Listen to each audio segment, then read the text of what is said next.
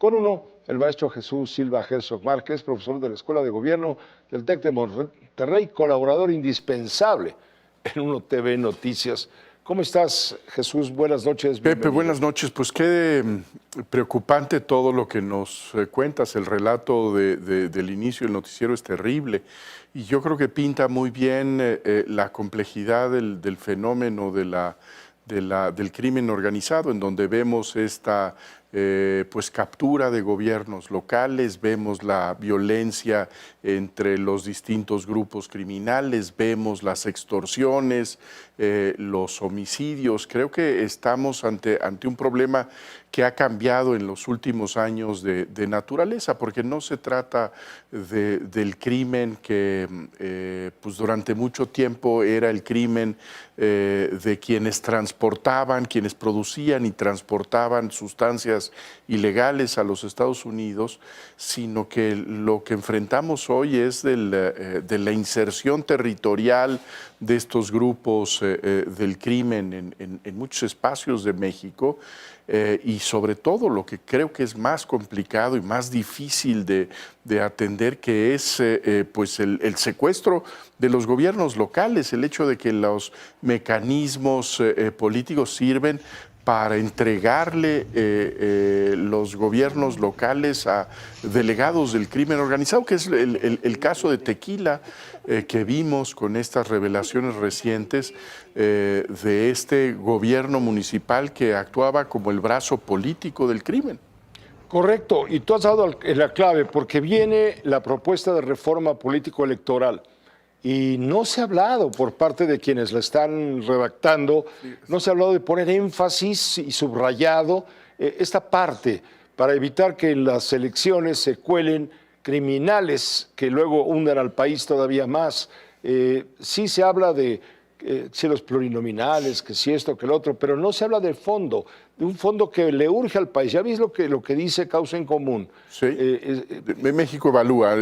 México evalúa 80 grupos, células pequeñas, medianas, grandes, que están con Cártel Jalisco, que están con Cártel de Sinaloa. Yo creo que ese es el asunto que se debería atender en una reforma política.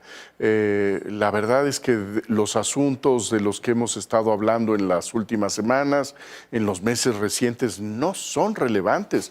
El hecho de acortar el Congreso, de tener otro sistema de representación proporcional o de eliminarlo, la verdad es que eso no tiene absolutamente ningún sentido cuando estamos teniendo evidencias de que los mecanismos electorales, los procesos electorales encumbran a estos delincuentes, que no hay ningún filtro confiable, que los partidos políticos no están haciendo su trabajo de hacer una selección de estos cuadros para que pues tengan distancia de los grupos criminales.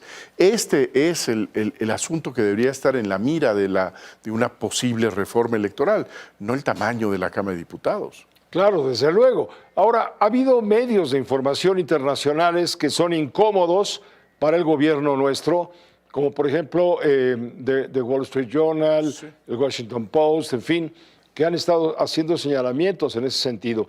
Pero ahora el Financial Times de Londres ha hecho una observación muy dura, muy ruda, para explicar por qué Donald Trump de Estados Unidos está tan impositivo con la presidenta de México y acá no hay propiamente una respuesta tangible. Mira, lo hemos oído desde hace mucho tiempo, esta manera de referirse a nuestro país y del gobierno de nuestro país. Donald Trump habla de que el gobierno mexicano no gobierna el país, que quienes gobiernan México son los grupos criminales, y ha hecho pues críticas muy despectivas a la presidenta Sheinbaum, describiéndola como una mujer atemorizada, paralizada, que no confronta a los criminales. Y yo coincido con esta advertencia de que eso nos hace especialmente vulnerables a la agresividad imperial de Donald Trump, ¿no? Jesús, te agradecemos muchísimo tu comentario, por supuesto, nos dejas más preocupados que cuando empezamos. Creo que hay razones para estar preocupados en este momento. Todos los días venimos con esta información terrible que no hay para dónde voltearse y tampoco la vamos a negar. como quisiera la jefa de gobierno de la Ciudad de México, Claro. Clara Brugada, que No hablemos del asunto. bajemos la nota roja, ¿no? Pues mejor súbanle ustedes a la resolución de los problemas, Por ¿no? supuesto. Gracias, Jesús. Gracias a ti, Pepe. Buenas noches.